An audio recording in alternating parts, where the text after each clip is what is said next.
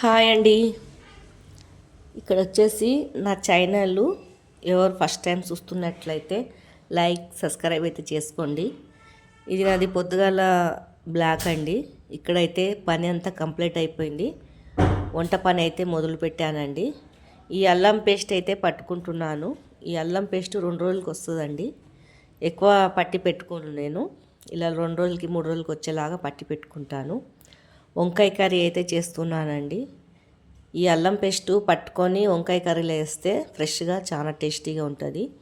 వంకాయ ఆలుగడ్డ కొబ్బరి వేసి అయితే చేస్తున్నాను కర్రీ, గ్రేవీ లాగా చాలా బాగుంటుందండి.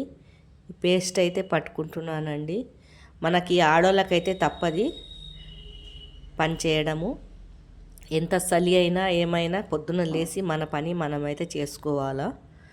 మనకు ఆ దేవుడు అట్లా రాత రాసినాడు.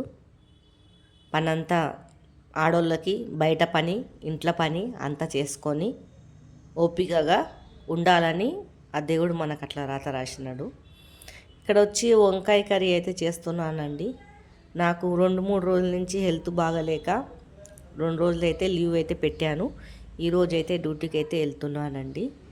ఇక్కడ వంకాయ ఆలుగడ్డ కుక్కర్లో అయితే చేసుకుంటే తొందరగా అవుతుంది. 2 విజిల్కే తీసేయాలండి. మెత్తగా బాగా ఉడికిపోతుంది. టేస్టీగా కూడా ఉంటుందండి. మన పని అంతా కంప్లీట్ అయిపోయి వంట పని అయ్యే వరకు నాకు 11 అవుతుంది. అప్పుడైతే నా సెకండ్ షిఫ్ట్ ఉంటే చేస్తానండి దవదబ్బ. ఈ వీడియో అయితే తీస్తున్నాను. పొద్దున్న డ్యూటీ అయితే తీయలేకపోతున్నానండి. ఇక్కడ వచ్చేసి అయితే దీంట్లో కలెమాకు 2 టమాటాలు పచ్చిమిర్చి వేసుకోవాలా.